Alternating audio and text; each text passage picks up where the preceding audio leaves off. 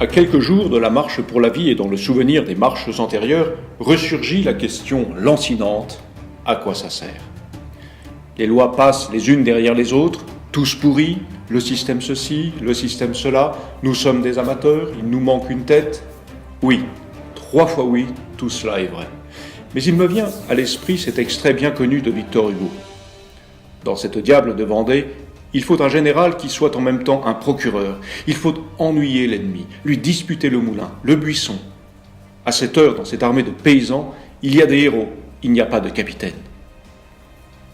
Ennuyer l'ennemi, le tarauder, lui tourner autour, lui faire perdre la tête, l'encercler de toutes parts, tel est le résultat de la multiplicité et de la diversité des actions qui ont été menées depuis 2013 et que, m'est avis, il faut continuer et intensifier. Plus nous les agacerons de nos veillées, contre lesquelles ils ne peuvent rien, de nos sentinelles, qui les réduisent à l'impuissance, de nos marches paisibles, sur lesquelles ils n'ont aucune prise, plus nous gagnerons du terrain. Oh, pas un terrain militaire, mais un terrain politique, parce que nous sommes en train, petit à petit, de reprendre la main en imposant notre tempo.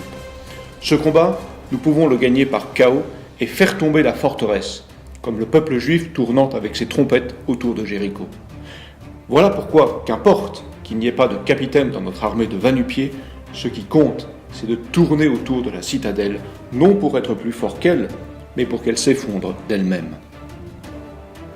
Ne cherchons pas en effet l'affrontement de face, nous ferions leur jeu en entrant dans ce principe marxiste du rapport de force. En nous mettant sur leur terrain, nous sommes forcément perdants parce qu'ils jouent avec le renversement de ce rapport et ils reviendront plus forts dans quelques années.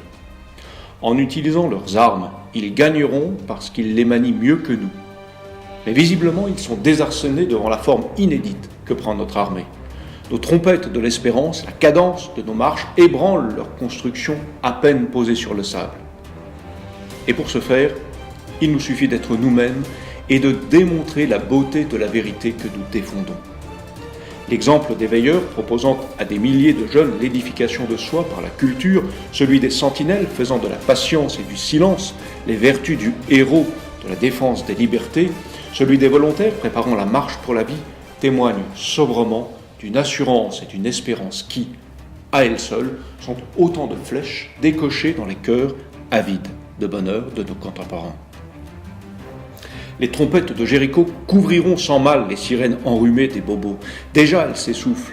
Et perverses, elles cherchent assurément d'autres issues pour échapper à l'encerclement de la citadelle. Alors ne nous évanouissons pas dans la nature par impatience, regrettant le coup de force qui les écraserait. Mais au contraire, partout, en tout lieu, tout temps, ici et maintenant, sans attendre demain ni ce général providentiel, il viendra en son temps, labourons le terrain, ennuyons l'ennemi, sonnons très fort et sans trêve les trompettes de Jéricho. Mais attention, n'oublions pas que l'adversaire n'est pas le reste de ceux qui ne pensent pas comme nous. Bien au contraire, l'immense majorité de nos contemporains est emprisonnée dans cette cité de la pensée unique, captive des sirènes trompeuses d'une idéologie mortifère qui est notre véritable ennemi. C'est bien pour cela que la tactique biblique des trompettes de Jéricho vise bien à faire tomber les remparts et non à écraser la population. Car ce combat est un combat de liberté.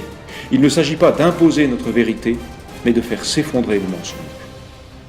Nous pourrions avoir l'impatience du découragement ou de la colère, mais soyons au contraire convaincus que plus nous mettrons d'intensité dans nos trompettes, plus vite la victoire nous sera donnée.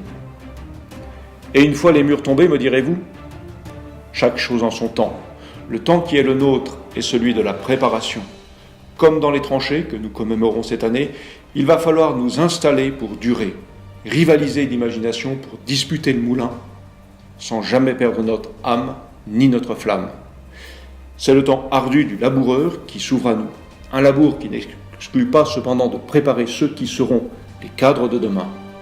Ces temps, en tout cas, requièrent patience, tempérance et espérance, ce que d'aucuns résument en 4 lettres, O-N-L-R.